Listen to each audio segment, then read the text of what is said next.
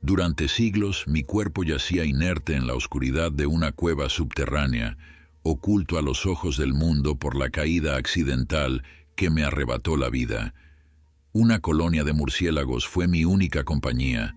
Sus aleteos y chillidos resonaban como un lúgubre coro en mi tumba de piedra. Pero algo cambió. Mis ojos, que debieron permanecer cerrados por la eternidad, se abrieron. La luz de la luna, filtrándose a través de una grieta, reveló mi reflejo en un charco estancado. No pude reconocerme. La piel, antes curtida por el sol, ahora era de un pálido mortecino. Mis ojos, una vez llenos de vida, brillaban con un fulgor rojizo y sobrenatural. Mis manos, que habían labrado la tierra, ahora eran garras afiladas, ansiosas por algo que mi mente no podía comprender. El hambre me consumía, un deseo primal que nublaba mi razón. No entendía, pero algo dentro de mí sabía que debía alimentarme. La naturaleza de mi nueva existencia se abría paso a través de la confusión, guiándome hacia un destino que nunca elegí. La noche en que cobré mi primera víctima quedará grabada en mi memoria por siempre. La luna estaba llena, colgando en el cielo como un faro para mi sed insaciable. Era una joven campesina, su cabello era como un manto de ébano bajo el cielo estrellado. No sentí placer al acercarme, solo la urgencia del hambre que me atormentaba. Cuando mis colmillos rompieron la suavidad de su piel, un escalofrío recorrió mi ser. El sabor metálico de su sangre no era como nada que hubiera conocido antes, y con cada latido que absorbía, una parte de mí se resistía, gritando desde lo profundo de lo que una vez fui. Pero la bestia dentro de mí se regocijaba. Con cada sorbo, sentía cómo la vida de la muchacha pasaba a ser parte de mí, fortaleciéndome, transformándome aún más en la criatura de la noche que había nacido para ser. Cuando su corazón dejó de latir, la claridad volvió a mí por un momento fugaz. Comprendí la magnitud de mi acto. Había cruzado un umbral del que no había retorno. La comprensión llegó con una claridad helada. Yo era el depredador, y ellos, los mortales, mi presa. En ese instante, acepté mi naturaleza. Acepté ser Drácula, el señor de la noche, el terror que acecha en la oscuridad. Y mientras la aldea dormía ajena, yo me alzaba, poderoso y eterno, bajo el manto de un cielo sin fin. La segunda vez fue diferente. La noche se cernía sobre el pueblo como un manto de conspiración, y yo, su oscuro arquitecto, me deleitaba en la casa. La víctima era un hombre robusto. Su andar confiado resonaba en los adoquines mientras se adentraba en mi dominio. Me moví con la gracia de un depredador, mi presencia apenas una brisa en la noche. Observé, paciente, mientras el terror se dibujaba en su rostro al percibir mi cercanía. Era el miedo primitivo, el reconocimiento de un final inminente, y yo, como el león que juega con el ratón antes de dar el golpe mortal, me regodeaba en su pánico. Cuando finalmente lo atrapé, sus ojos se abrieron desmesuradamente, un espejo del abismo en el que estaba a punto de caer. Su terror era palpable, y en ese momento supe que había encontrado un placer oscuro y retorcido en el acto de matar. Era un éxtasis que superaba cualquier sensación que hubiera conocido en mi vida mortal. El poder me inundó al arrebatarle la vida, una sensación embriagadora que me elevaba por encima de cualquier criatura de este mundo. Me sentía invencible, eterno, un ser supremo forjado en la oscuridad y alimentado por el miedo. La sangre era mi elixir, y cada vida que tomaba me fortalecía, me definía. Era el señor de la noche, el susurro temido, el final de cada historia contada al calor del fuego. Y mientras la aldea dormía, ignorante de la pesadilla que acechaba en su periferia, yo me alzaba, más poderoso con cada alba que negaba ver. En las profundidades de la noche, descubrí que incluso en mi nueva y temible forma, no era invulnerable. La luz del sol era ahora mi enemiga, quemando mi piel y debilitando mi inmortalidad. El ajo y los símbolos sagrados me repelían con una fuerza que no podía comprender. Mi reflejo había desaparecido, como si ya no fuera parte de este mundo, y la madera afilada amenazaba mi corazón eterno. Con la necesidad de un santuario durante las horas en que el sol reinaba en el cielo, puse mis ojos en un castillo que se alzaba majestuoso sobre una colina solitaria. Era una fortaleza de piedra antigua, con torres que se perdían en la bruma y ventanas que parecían ojos amenazantes, observando el vacío. Sus muros encerraban secretos oscuros y pasadizos olvidados, un lugar digno para el Señor de la Noche. La noche en que tomé posesión del castillo fue un espectáculo de horror sin escrúpulos. Los habitantes, ajenos a la muerte que se cernía sobre ellos, cayeron uno tras otro. No mostré piedad. Cada vida arrebatada era un ladrillo más en la fortaleza de mi reinado. Al amanecer, cuando la primera luz del día comenzaba a filtrarse por el horizonte, me retiraba a las profundidades del castillo, a una cripta oculta donde el sol no podía alcanzarme. Allí, rodeado de la oscuridad que era mi única aliada, esperaba pacientemente el retorno de la noche, cuando mi poder se restauraba y el ciclo de terror podía comenzar de nuevo.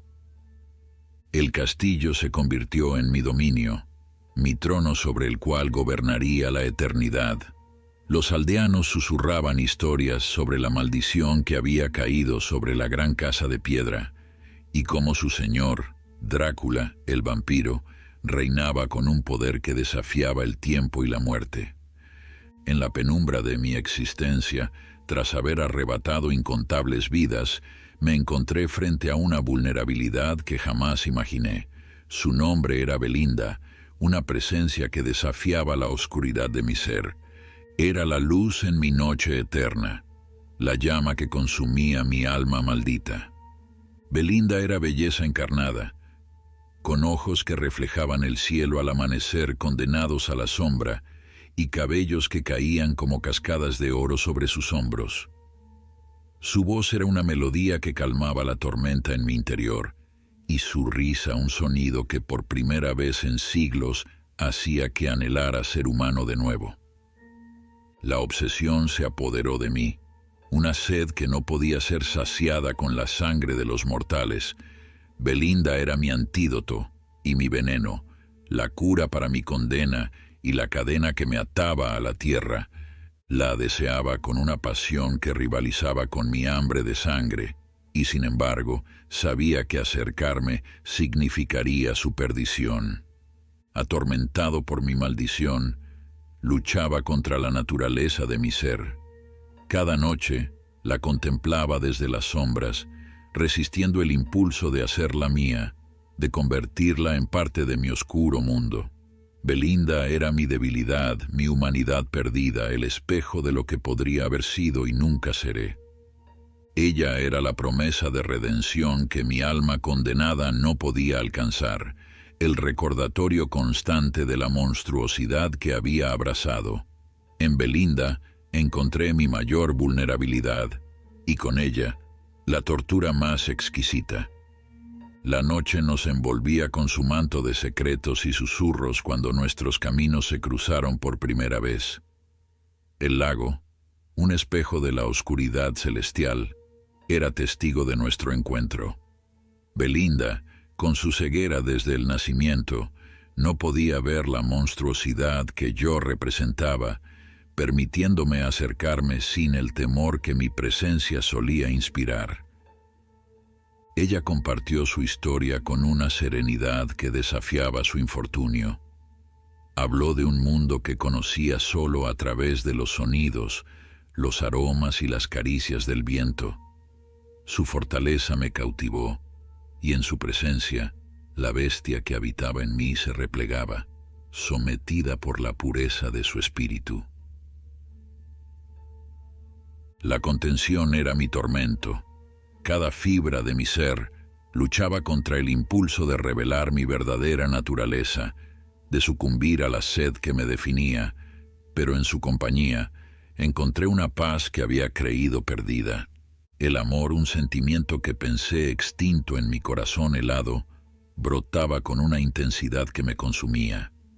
Nos enamoramos, dos almas perdidas en la inmensidad de la noche, unidas por un sentimiento que trascendía la maldición y la oscuridad. Guardé mi historia en las sombras, temiendo que la verdad pudiera desvanecer el vínculo frágil que nos unía. Por primera vez, Drácula, el señor de la noche, temía algo más que la luz del día. El rechazo de Belinda, la única que había encendido una llama de esperanza en su eternidad de desesperación. La segunda vez que Belinda y yo nos encontramos, la noche parecía susurrar presagios a través de las hojas de los árboles. El lago reflejaba la luna, un testigo silencioso de nuestro amor prohibido. Pero mientras nos perdíamos en nuestra burbuja de intimidad, una figura nos observaba desde la distancia, oculta entre la maleza. Era un campesino, uno que había escuchado las historias sobre el Señor de la Noche y que al verme reconoció en mi figura la leyenda que atemorizaba a la aldea. Su corazón latía con el pánico de quien ha visto un fantasma y con pasos temblorosos huyó para alertar a los aldeanos. La intriga se convirtió en ira y la ira en un plan macabro. Decidieron que la única manera de castigarme, de herir al inmortal, era a través de lo único que amaba, Belinda. En su ceguera, ella era ajena al peligro que se cernía sobre ella, ajena a la maldad que se gestaba en los corazones de los hombres. La acusaron de brujería, de unirse con el demonio de la noche, y sin juicio ni compasión, la condenaron a la hoguera. La ataron a un poste en medio de la plaza, y mientras las llamas comenzaban a lamer sus pies, sus gritos de inocencia se perdían en el rugir del fuego. Yo, escondido entre las sombras, sentí una agonía que ningún tormento físico podría igualar. El fuego que consumía a Belinda quemaba también mi ser, la impotencia me envolvía. Si intervenía, revelaría mi verdadera naturaleza y confirmaría las sospechas de los aldeanos, sellando así nuestro destino a ambos. Belinda fue consumida por las llamas, y con ella, la última brizna de humanidad que quedaba en mí. La aldea había sacrificado a una inocente, y en su ignorancia, habían desatado la verdadera bestia que yacía en mi interior. El Señor de la Noche se alzaría, no con amor, sino con venganza. La ira me consumía como una tormenta negra que se desataba desde lo más profundo de mi ser. Con un rugido que sacudió la tierra y se propagó por cientos de kilómetros, maldije a la humanidad, jurando venganza por la muerte de Belinda. Mi voz, cargada de poder y dolor, resonó en cada rincón del mundo, un presagio oscuro de la desolación que estaba por venir. Los aldeanos, quebrados por el pánico, tomaron lo poco que podían y huyeron de la maldición que habían desencadenado. Pero en su desesperada huida, se encontraron frente a frente conmigo, el Señor de la Noche, la encarnación de su peor pesadilla. Sus ojos reflejaban la certeza de un destino fatal, y uno tras otro, se arrodillaron, suplicando por sus vidas miserables. En ese momento, cuando mi venganza estaba a punto de desatarse, una luz suave se materializó entre nosotros. Era Belinda, o más bien, su espíritu, que emergía de la nada como un faro de esperanza en la oscuridad. Su presencia era un bálsamo para mi furia, una visión que me recordaba la pureza y el amor que una vez sentí. «Detente», susurró su voz, tan real como el viento que acariciaba mi rostro. «No dejes que el odio te consuma. No permitas que mi muerte sea la causa de más sufrimiento», me dijo. Miré a los aldeanos, sus rostros bañados en lágrimas, y luego a Belinda, cuya figura etérea irradiaba compasión incluso en la muerte. En su mirada encontré la fuerza para contener la bestia, para reprimir el impulso de destruir. Por ella, y solo por ella, retrocedí en las sombras, dejando que los aldeanos escaparan con sus vidas. Belinda, cuya presencia espiritual había aplacado mi sed de venganza, me ofreció un regalo inesperado, la eternidad juntos. Su voz, aunque etérea, estaba impregnada de amor y esperanza. Juntos por siempre, susurró, más allá de la maldición, más allá del dolor. Su oferta era un bálsamo para mi alma atormentada, una promesa de redención que nunca creí posible. Acepté sin dudar, movido por un amor que trascendía la vida y la muerte. Belinda me pidió que regresáramos al lago, el lugar de nuestro primer encuentro, para esperar juntos la llegada del amanecer. A pesar de que la luz del sol había sido mi enemiga durante siglos, accedí, confiando en su guía. Nos sentamos a la orilla del lago, y mientras las estrellas se desvanecían en el cielo, la oscuridad daba paso a los primeros destellos del alba. La luz del día comenzó a cubrir mi rostro, y por primera vez desde que me convertí en el Señor de la Noche, una sonrisa se dibujó en mi rostro. Sentí cómo mi cuerpo se desvanecía, liberándose de la prisión terrenal que había sido mi existencia. Belinda, mi amada, estaba a mi lado, su espíritu esperándome para emprender juntos el viaje hacia la eternidad. En ese momento sublime, supe que el amor verdadero era la única magia capaz de romper cualquier maldición. Y así, mientras el sol ascendía en el horizonte, Drácula y Belinda se unieron en un destino compartido, dos almas entrelazadas en un abrazo eterno, liberados por fin de las cadenas de la noche.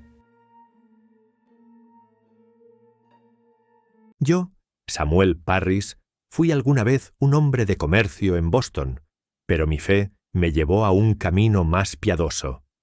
Me convertí en el ministro de Salem, un lugar que prometía ser un refugio para mi familia y para mí. Mi fervor religioso y mi estricta adhesión a las doctrinas puritanas me dieron una reputación de seriedad y rectitud. En las profundidades de mi ser siempre supe que estaba destinado a algo más grande que la mera mercancía. Mi alma anhelaba la salvación, no solo la mía, sino también la de aquellos que me rodeaban. Así dejé atrás mi vida en Boston, una vida llena de comercio y tratos mundanos, para embarcarme en un viaje de purificación espiritual.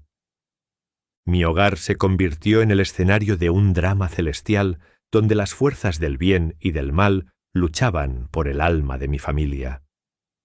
Mis hijos, inocentes y puros, se vieron atrapados en una batalla que no comprendían y yo, su padre, me convertí en su protector, su salvador, el guardián de su virtud. Con cada sermón, con cada oración, sentía cómo la carga de esta guerra espiritual pesaba sobre mis hombros. Pero no me doblegué. Me mantuve firme, pues sabía que era el elegido para llevar a cabo esta sagrada misión, y así, con la Biblia en una mano y la fe inquebrantable en la otra, me preparé para enfrentar el mal que amenazaba con devorar todo lo que amaba. La oscuridad reinaba en Salem. Un manto de miedo y superstición cubría la aldea, alimentado por las acusaciones de brujería que se extendían como fuego salvaje. Y yo me encontraba en el centro de esta vorágine, no como un faro de cordura, sino como un agente del fanatismo que alimentaba las llamas de la histeria. Todo comenzó con las extrañas aflicciones de mi hija, Betty, y mi sobrina, Abigail. Ambas jóvenes, conocidas por su carácter travieso y rebelde, comenzaron a experimentar convulsiones, gritos desgarradores y comportamientos inusuales que aterrorizaban a la comunidad. Los médicos locales no pudieron encontrar explicación a los males de las jóvenes y las supersticiones de la época rápidamente apuntaron hacia la brujería como la causa. Como reverendo y hombre de profunda fe, pero también de carácter rígido y autoritario, me vi sumido en la confusión y el miedo. En vez de cuestionar las acusaciones, las validé. Mi voz, respetada por todos como hombre de Dios, se convirtió en un instrumento para avivar el fuego de la sospecha. Prediqué sobre los peligros de la brujería, insté a la búsqueda de los culpables y defendí la necesidad de purificar la aldea de este mal. Presionada por mí mismo y por la creciente histeria colectiva, Tituba, la esclava de mi familia, confesó ser bruja y haber maldecido a Betty y Abigail. Esta confesión, aunque basada en el miedo y la coerción, sirvió como combustible para las llamas de la sospecha que ya ardían en Salem. Las acusaciones no tardaron en llegar. Vecinos rencorosos, enemigos personales y personas con ansias de poder aprovecharon la oportunidad para deshacerse de aquellos que les resultaban incómodos o para obtener beneficios acusándolos de brujería. Las pruebas en los juicios eran escasas, basadas en testimonios dudosos y en la imaginación de las afligidas. Sin embargo, yo hice la vista gorda ante las irregularidades, cegado por mi propio fanatismo y por el deseo de mantener mi posición de poder e influencia en la comunidad. Una sombra de terror se extendía por las calles de Salem. Los rumores de brujería se propagaban como una plaga, alimentando el miedo y la desconfianza entre los habitantes. En medio de este clima de histeria se preparaba un espectáculo macabro, los juicios de brujas. Aquel día las nubes se arremolinaron en el cielo, presagiando la tragedia que se desarrollaría en la sala del tribunal. 19 mujeres acusadas de brujería se preparaban para enfrentar su destino final. Un silencio sepulcral reinaba en la sala del tribunal. La tensión se podía cortar con un cuchillo. Los ojos de todos los presentes estaban clavados en la puerta, expectantes por la llegada de las mujeres acusadas de brujería. Sentí cómo el aire estaba denso de odio y miedo. La multitud, sedienta de sangre y espectáculo, murmuraba con impaciencia. Yo, apostado en el estrado, observaba todo con impasibilidad. Las puertas se abrieron lentamente y las mujeres, envueltas en mantas oscuras y con la cabeza gacha, ingresaron a la sala. El silencio se rompió en un estruendo de gritos y abucheos. Todos en aquella sala las mirábamos con desprecio y asco, como si fueran criaturas del mal. Las mujeres, con paso tembloroso y la mirada perdida, avanzaron hacia el centro de la sala. Cada paso las acercaba a su destino final, a la horca que les esperaba fuera del tribunal. Sus rostros, pálidos y demacrados por el encierro y la tortura psicológica, reflejaban el terror que las consumía. Sus ojos, llenos de lágrimas y desesperación, buscaban en vano un rayo de compasión en la multitud hostil. Las acusadas, cargando con el peso de la infamia que se les había impuesto, se sentaron en los bancos designados. Procuré una mirada acusatoria y avivé la hostilidad del público que las rodeaban como una jaula invisible. La primera en dirigirse a mí fue Rebecca Nurse. Reverendo, no podemos creer lo que está sucediendo. Nos acusan de brujería, de pactar con el diablo, cuando solo somos mujeres inocentes. La brujería es un mal real que acecha a nuestra comunidad, Rebecca. Y ustedes, con sus actos malvados, han puesto en peligro a todos, le respondí. Sarah Good, otra acusada, quiso expresarse también ante los allí presentes. Soy pobre, sí. Y vivo en los márgenes de la sociedad. Pero eso no me convierte en bruja. Yo solo quiero sobrevivir en este mundo cruel. La pobreza no es excusa para la brujería, Sarah. De hecho, la pobreza a menudo conduce a la tentación del mal, le dije. Martha Corey, la más fuerte de todas, nos desafió. No nos callarán. Somos mujeres fuertes, independientes, que no nos ajustamos al molde que quieren imponernos. Por eso nos temen y nos acusan de brujería. La independencia y el espíritu libre son señales claras de la influencia del diablo, Marta. Solo las mujeres que se someten a la voluntad de Dios y de la comunidad pueden estar seguras de la salvación. Ann Putnam, una de las acusadoras, se levantó y dijo: Ellas son las culpables de mis aflicciones. Me han hechizado. Me han poseído. Deben pagar por lo que me han hecho. Lo sé, Ann. He presenciado tus aflicciones con mis propios ojos. El mal que estas mujeres han desatado sobre ti es evidente, le dije apoyándola. Observé cómo las otras mujeres murmuraban con temor y confusión. Hija mía, estás enferma, pero no estás poseída. La brujería no existe, es solo una superstición que utilizan para silenciar a las mujeres que no les gustan. Le refirió Rebecca Nurse. Rebecca, tus palabras son peligrosas. Negar la existencia de la brujería es negar la palabra de Dios, continué. Nadie nos cree. Los hombres controlan todo, la iglesia, la justicia, la sociedad. Nos consideran inferiores, incapaces de pensar por nosotras mismas. Por eso nos quieren destruir. Dijo desesperada Sarah Good. El orden y la moral deben ser preservados, Sarah. Y eso significa que debemos erradicar el mal de la brujería, incluso si eso significa sacrificar a algunas, le dije con un tono autoritario.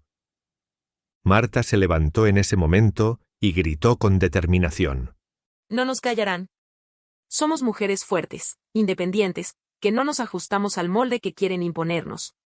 Por eso nos temen y nos acusan de brujería. En ese momento las mujeres acusadas de brujería se unieron en un abrazo solidario, llenándose sus corazones de esperanza en medio de la oscuridad. Que Dios tenga piedad de sus almas. Han sido engañadas por el diablo y ahora deben pagar las consecuencias. Tomé aire profundamente y comencé a leer la sentencia. Las palabras resonaban en la sala como un trueno, condenando a estas mujeres inocentes a la muerte. Cada palabra era como una daga que se clavaba en mi corazón. Las pruebas presentadas en su contra eran, en su mayoría, dudosas y manipuladas. Testimonios de las afligidas, objetos malditos y confesiones extraídas bajo presión eran la base para condenarlas. En mi interior, una voz me gritaba que algo no estaba bien, que estas mujeres eran inocentes, pero ¿qué podía hacer yo? ¿Acaso no era en ese momento la mano ejecutora de Dios? La presión de la comunidad era inmensa. Los habitantes de Salem, cegados por el fanatismo y el miedo, exigían la muerte de estas mujeres. No podía ir en contra de la voluntad del pueblo, no podía arriesgar mi propia vida ni la de mi familia. Con la voz temblorosa y el corazón apesadumbrado, pronuncié las palabras que las condenaban a muerte. Las mujeres se derrumbaron en llanto, sus gritos de desesperación resonaban en la sala. La injusticia se había consumado. En ese momento supe que había cometido un terrible error. La culpa me carcomía por dentro y la imagen de esas mujeres inocentes marchando hacia la horca me perseguía día y noche. Los juicios de brujas de Salem marcaron un antes y un después en mi vida. La sombra de la culpa y el remordimiento se apoderó de mí, atormentándome día y noche. Las imágenes de las 19 mujeres condenadas a muerte, sus rostros llenos de terror y desesperación, me perseguían sin cesar. Cada noche me despertaba bañado en sudor frío, asaltado por pesadillas en las que veía a las mujeres marchando hacia la horca. Sus gritos de agonía resonaban en mis oídos, recordándome el terrible error que había cometido. La confianza de la comunidad, que una vez me había respetado, se esfumó como el humo en el viento. Fui acusado de ser cómplice de las brujas, de haber condenado a muerte a mujeres inocentes. Los murmullos y las miradas de desprecio me acompañaban a todas partes. Me aislé del mundo, encerrándome en mi estudio. Me rodeé de libros de teología y filosofía, buscando en vano una respuesta a mi tormento interior. La soledad se convirtió en mi compañera inseparable. Mi fe, la base de mi vida, se tambaleó. ¿Cómo podía creer en un Dios que permitía que tales injusticias se llevaran a cabo? La duda y la incertidumbre me corroían por dentro. En mi desesperación, busqué redención en la oración y el arrepentimiento. Pasé horas de rodillas implorando perdón a Dios por mis pecados. Pero la culpa era tan profunda que no encontraba consuelo. Mi salud mental se deterioró gradualmente. La ansiedad y la depresión se apoderaron de mí, privándome de la paz y la alegría que antes disfrutaba. Mi mente se convirtió en un campo de batalla entre la culpa y la desesperación. Años después de los juicios de Salem, mi salud mental se había deteriorado tanto que fui confinado a un asilo. En ese lugar solitario, rodeado de la locura y la desesperación, pasé mis últimos días rodeado por los fantasmas del pasado. Mi historia sirve como una advertencia sobre los peligros del fanatismo, la superstición y la falta de justicia. Que las voces de las víctimas de Salem nunca sean silenciadas y que su sacrificio sirva como un recordatorio para las generaciones futuras de la importancia de defender siempre la verdad y la justicia. El crimen de la sonrisa de Glasgow. Capítulo 1. El origen de la obsesión. La vida nunca me había sonreído. Desde mi infancia en un hogar desgarrado por el abuso hasta los oscuros días de mi carrera como detective en Los Ángeles, la tragedia parecía ser mi única compañera fiel. Mis padres, figuras más temidas que amadas, me enseñaron que el mundo era un lugar cruel y sin esperanza. La violencia era la lengua materna en nuestro hogar y el miedo, mi hermano de sangre. En la escuela encontré refugio en los libros, especialmente en aquellos que narraban las hazañas de detectives legendarios. Soñaba con ser el héroe que nunca tuve, el salvador de aquellos que, como yo, sufrían en silencio. Me prometí que algún día sería yo quien impartiría justicia. Como detective, mi reputación creció con cada caso resuelto. Mi mente, aunque atormentada, era un faro de lucidez en un mar de caos.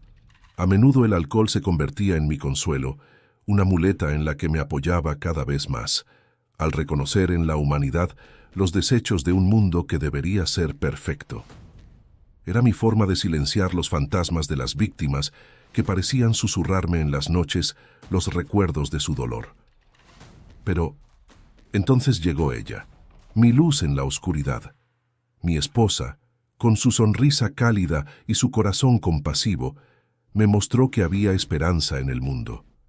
Pero la felicidad es efímera para aquellos como yo. Una de las almas que había encerrado tras las rejas, un criminal vengativo que había jurado hacerme pagar, encontró su camino hacia la libertad más pronto que tarde. Y con su libertad vino mi condena. Una noche regresé a casa para encontrar mi mundo destrozado. Mi esposa, mi amada, había sido asesinada.